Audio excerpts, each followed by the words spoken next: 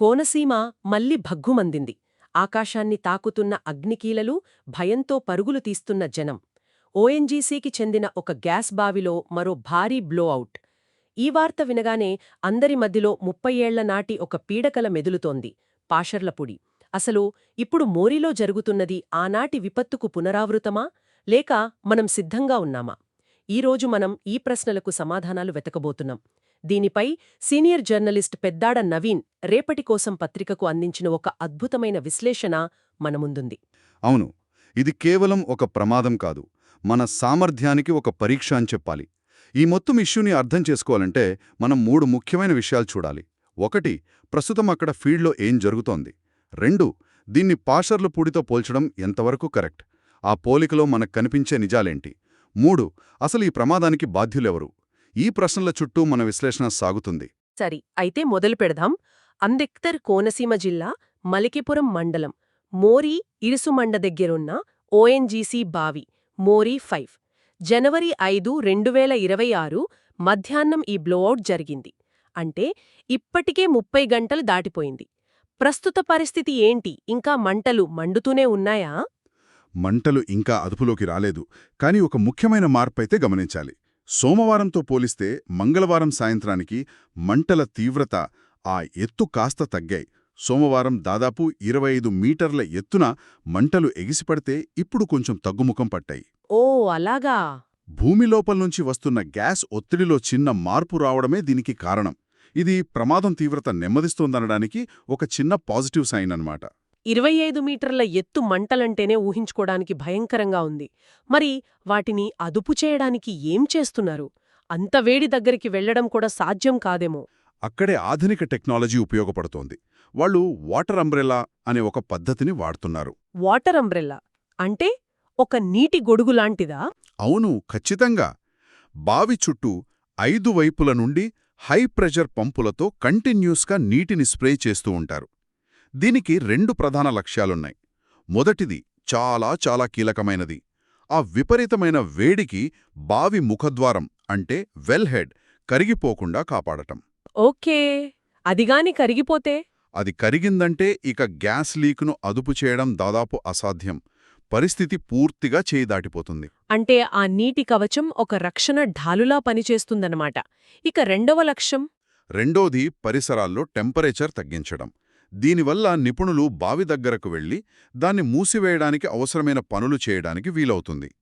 దానికి తోడు Mumbai, ఢిల్లీలలోని ONGC crisis management బృందాలు కూడా హుటాహుటిన ఇక్కడికి చేరుకున్నాయి. అందరి మదిలోనూ ఉన్న ప్రశ్న ఒక్కటే, దీన్ని పూర్తిగా అదుపులోకి తేవడానికి ఎంత సమయం పడుతుంది?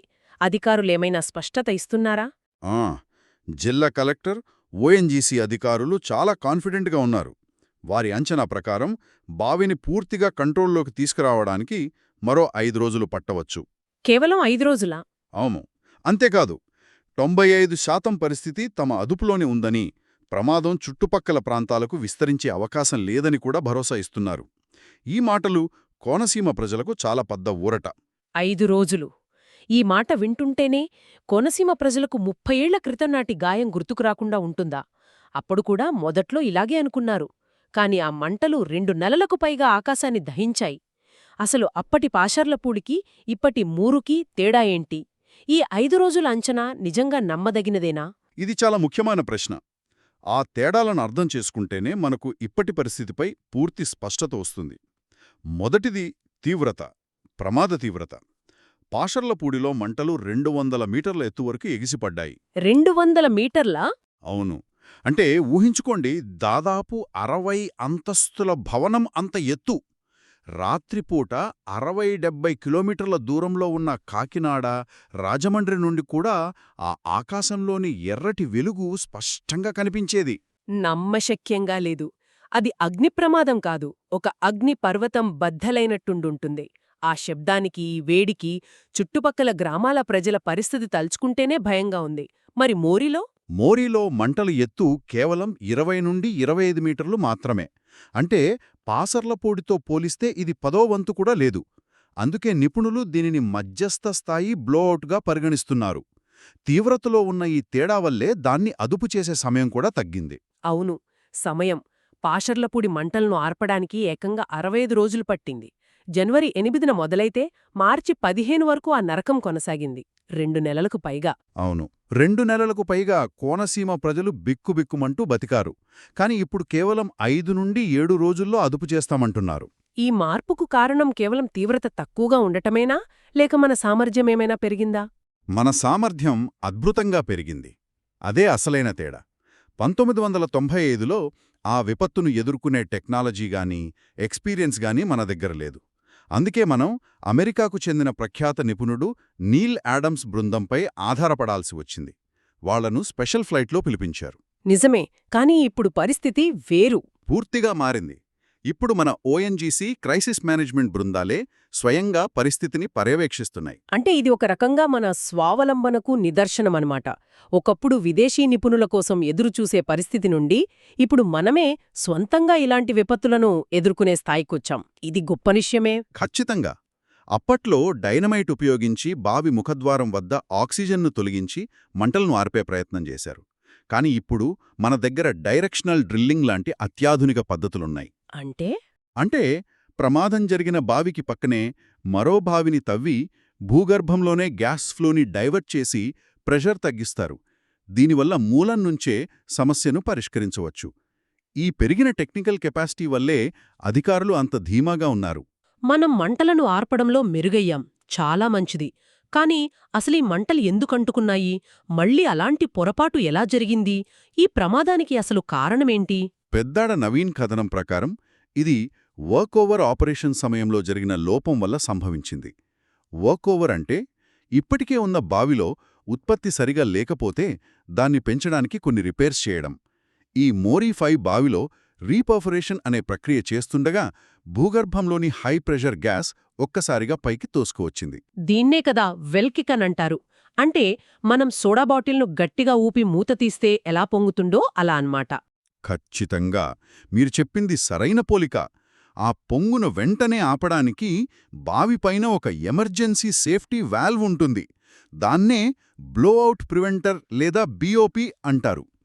కాని ఇక్కడ సిబ్బంది ఆ కిక్కును టైంకి గుర్తించి ఆ బిఓపిని మూసివేయడంలో ఫెయిల్ అయ్యారు.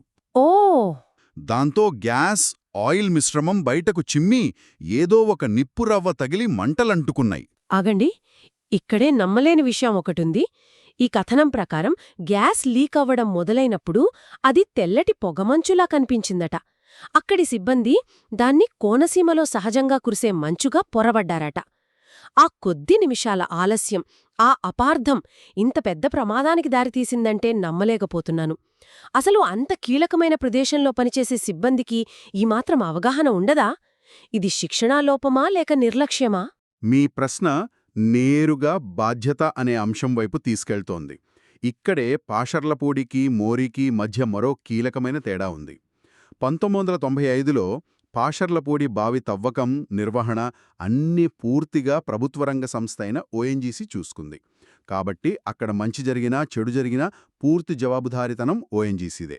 మరి మోరీ 5 బావి సంగతేంటి? అది కూడా ఓఎన్జీసీదే కదా? బావి ఓఎన్జీసీదే, కానీ దాని నిర్వహణ, ఈ వర్కోవర్ ఆపరేషన్ బాధ్యతలను డీప్ ఇండస్ట్రీస్ లిమిటెడ్ అనే ఒక ప్రైవేట్ కాంట్రాక్ట్ సంస్థకు అప్పగించారు. ఓ, ఇక్కడుంది అసలు చిక్కు. అంటే బావి ప్రభుత్వానిది, దాని నుండి వచ్చే లాభాల్లో వాటా ప్రభుత్వానిది. కాని ప్రమాదం జరిగితే నష్టపోయేది ప్రజలు. నింద మాత్రం ఆ ప్రైవేట్ కాంట్రాక్టర్పై నెట్టేసే అవకాశముందంటారా? ఈ ఔట్సోర్సింగ్ విధానం జవాబుదారీతనాన్ని పలుచన చేస్తోందా? ఇది చాలా కీలకమైన అంశం. రేపు విచారణ జరిగినప్పుడు ఓఎన్జీసీ అది మా తప్పు కాదు, కాంట్రాక్టర్ నిర్లక్ష్యం అనొచ్చు. కాంట్రాక్టరేవో మేం ఓఎన్జీసీ నిబంధనల ప్రకారమే పనిచేశాం అనొచ్చు. మధ్యలో అసలు నిజం ఎటుపోతుందనేది పెద్ద ప్రశ్న. ప్రభుత్వరంగ సంస్థల నుంచి ప్రైవేట్ కాంట్రాక్టర్లకు బాధ్యతలు మారినప్పుడు ఈ సవాళ్లు వస్తాయి. ఈ నిపుణులు, కంపెనీలు, ప్రభుత్వాలు బాధ్యత గురించి తేల్చుకునేలోపు అక్కడ క్షేత్రస్థాయిలో ప్రజల పరిస్థితి ఏంటి? ఇరుసుమండ, లక్కవరం, గూడపల్లి గ్రామాల నుండి సుమారు 600 మందిని తరలించారు. వాళ్ల భయాలు ఎలా ఉండి ఉంటాయి? వారి భయాన్ని మనం అర్థం చేసుకోవచ్చు.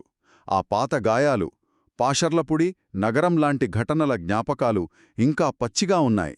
ఈ కథనంలో ఒక వాక్యముంది. అది చదివితే పరిస్థితి తీవ్రత అర్థమవుతోంది. ఇరుసుమండలో ఇప్పుడు చిన్న గ్యాస్ వాసన వచ్చినా సరే జనం భయంతో ఇళ్లలోంచి బయటకు పరుగులు తీస్తున్నారట. అయ్యో! ఎప్పుడు ఏం జరుగుతుందోనన్న భయం వాళ్లను క్షణక్షణం వెంటాడుతోంది. 65 రోజుల పాటు ఆకాశం మండుతుండగా చూసిన తరం వాళ్లకు ఇది మామూలు భయం కాదు. అది వారిలో జీర్ణించుకుపోయిన ఒక గాయం. మానవ ప్రభావంతో పాటు పర్యావరణం, ఆర్థిక ప్రభావం కూడా తీవ్రంగానే ఉంటుంది కదా. పంటలు, ఆస్తుల నష్టం సంగతేంటి? ఖచ్చితంగా. మంటల వేడికి దగ్గర్లో ఉన్న కొబ్బరి తోటలు, వరి పంటలు పూర్తిగా మాడిపోయాయి. వీటికి ప్రభుత్వ నిబంధనల ప్రకారం నష్టపరిహారం అందిస్తామని అధికారులు హామీ ఇచ్చారు. కానీ దీర్ఘకాలిక నష్టం ఇంకా పెద్దది.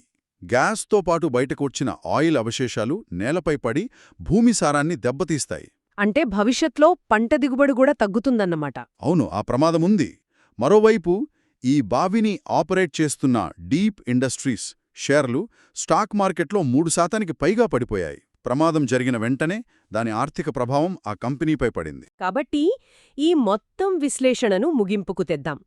మోరీ 5 బ్లోఅవుట్ ఖచ్చితంగా ఆందోళన కలిగించేదే, కానీ 1995 నాటి పాషర్లపూడి విపత్తు అంత తీవ్రమైనది కాదు. తీవ్రత తక్కువగా ఉండటం, సాంకేతికత మెరుగుపడటం వల్ల అధికారులు 5 రోజుల్లో పరిస్థితిని అదుపులోకి తేగలమని ధీమాగా ఉన్నారు. ఇది ప్రస్తుతానికి ఊరటనిచ్చే విషయం. అవును, మనం గమనించాల్సిన కీలకమైన వైరుధ్యం ఇక్కడే ఉంది. ఒకవైపు విపత్తుల్ని ఎదుర్కొనే మన సాంకేతిక సామర్థ్యం అపారంగా పెరిగింది.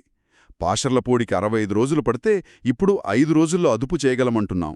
ఇది మన ఇంజనీర్ల, నిపుణుల విజయం. కానీ మరోవైపు నిర్వహణ బాధ్యతలు ప్రైవేట్ చేతుల్లోకి వెళ్ళినప్పుడు ప్రాథమిక భద్రతా లోపాలెందుకు జరుగుతున్నాయి, జవాబుదారీతనం ఎందుకు సంక్లిష్టంగా మారుతోంది అనే కొత్త సవాళ్లు మన ముందుకొస్తున్నాయి. సరిగ్గా అదే. ఇది ఆలోచించాల్సిన విషయమే. ఈ విశ్లేషణ మన శ్రోతలకు ఒక కీలకమైన ప్రశ్నను మిగిల్చి వెళ్తోంది. మనం మంటలను ఆర్పే టెక్నాలజీని అభివృద్ధి చేసుకున్నాం, కానీ ఆ మంటలు అంటుకోవడానికి ఆస్కారమిచ్చే నిర్లక్ష్యపూరిత వ్యవస్థలను కూడా మనమే నిర్మిస్తున్నామా? ప్రభుత్వ ఆస్తులను, ప్రజల ప్రాణాలను పణంగా పెట్టి పనిచేస్తున్న ప్రైవేట్ సంస్థల లాభాపేక్షకు, భద్రతా ప్రమాణాలకు మధ్య సరైన సమతుల్యతను ఎలా సాధించాలి? ఇది మనం సమాధానం వెతకాల్సిన ప్రశ్న.